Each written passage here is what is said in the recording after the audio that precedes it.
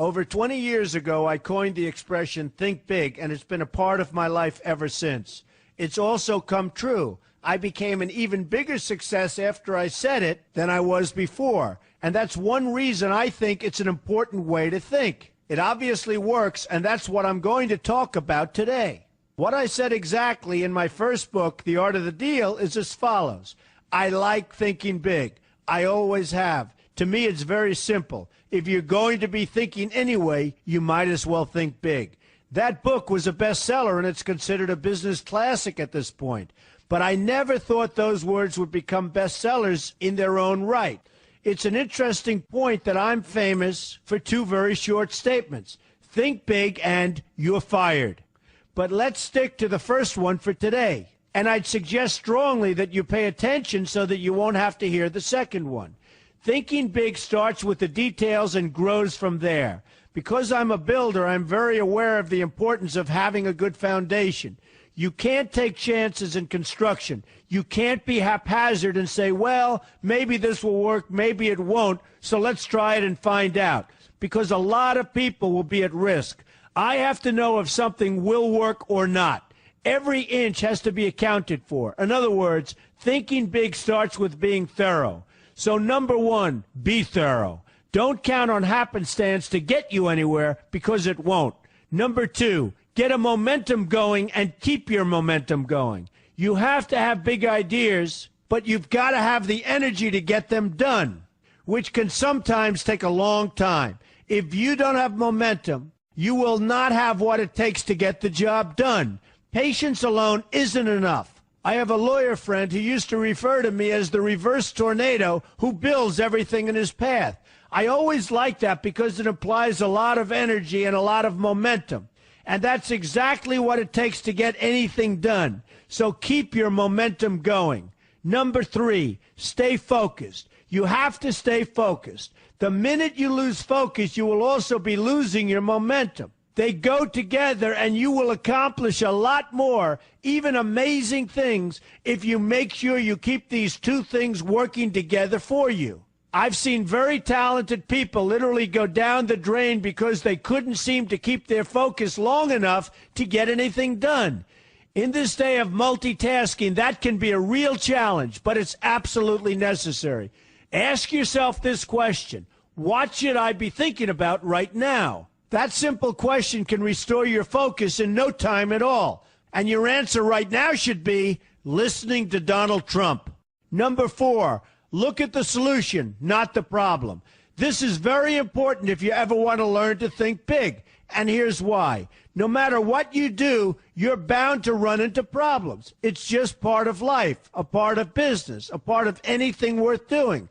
If you let the problems get in your way, they'll become bigger than your idea was to begin with, and you will be a wipeout. No matter how bad things look, keep your focus on the solution, and you will be surprised how things can work out, and work out properly. One way I do this is to ask myself when confronting a possible problem, is this a blip or is this a catastrophe? A catastrophe is something like an earthquake, a tsunami, a war, and so forth, and a blip is everything else. Right away, you'll have the right perspective, and your equilibrium will be restored. So keep your focus on the solution. Number five, see opportunity for what it is, an opportunity. For example, why are you listening to me today? Curiosity? You like me? You don't like me? You want to learn? You have nothing else to do? You want to hear me tell you you're fired? I hope not. But whatever your reasons might be, they've brought you to a good place to get involved and to learn.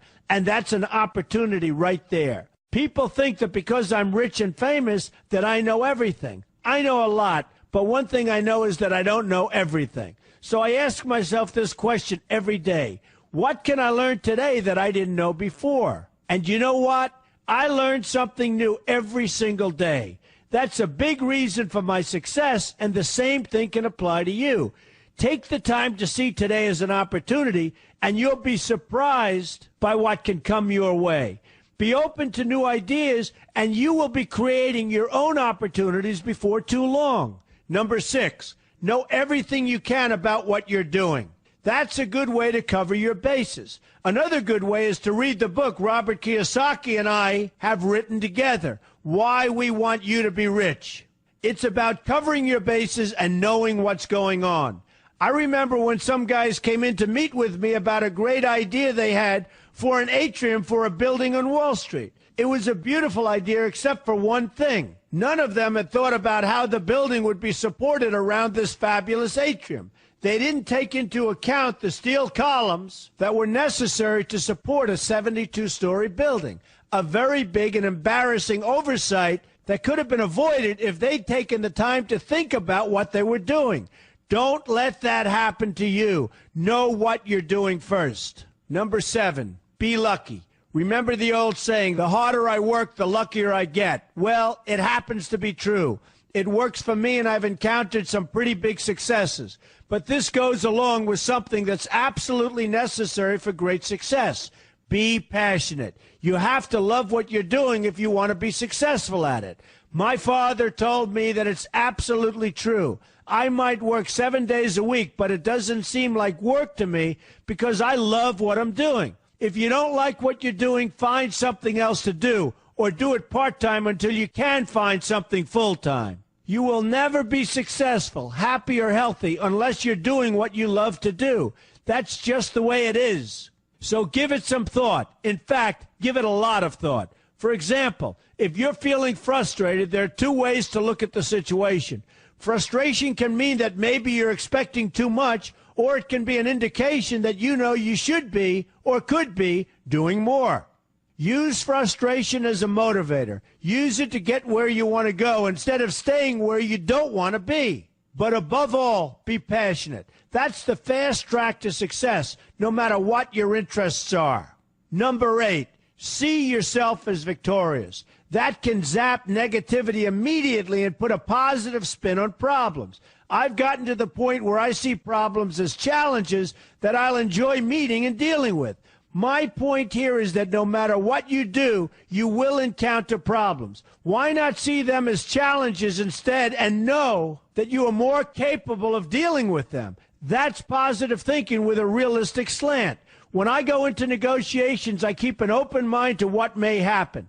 But I can tell you that there's already a done deal attitude on my part. I've already thought the process through to the extent that I know everything will be better off if they agree with what I've come up with because I've taken both sides into account. I enter the situation with a victorious attitude, and I've had enough victories to know that this attitude works. Use it. Number 9, be smart. Know that you have something unique to offer because you do use the tools that are provided for you and remain open to new ideas. That's being smart. That's also where innovation comes from. Being smart means you know how to use what you've got. That doesn't mean there's nothing left to learn, but it means that you will have the ability to learn and move forward with success. And success is very important. Success is what you want. Just be successful. Believe me, you'll be happier. I know people who have had very few real advantages in life, and yet they've managed to become giant successes. They figured out how to use what they had, not to dwell on what they didn't have. I'm convinced that everyone has something useful to offer, and if you apply yourself diligently, you'll find that you have what it takes to succeed, and you're going to be a lot happier for it. Number 10, above all, never give up. Never, never, never give up. The only time you will be a failure is if you quit trying. Only losers quit. The biggest losers in the world are quitters. Winners keep on going. So whatever you do, never give up. My father always used to harp, never give up, son, never give up. Don't ever quit. I never want to see you give up or quit. Well, my father was a smart guy, and I listened to him. And remember, think big. A good way to start is to read our new book, Why We Want You to Be Rich. 2 men, 1 message. There's a lot of great advice in there for you, and I expect you to pay attention. You're going to do fantastically well. You're going to be a winner, and I'm going to see you in the winner's circle.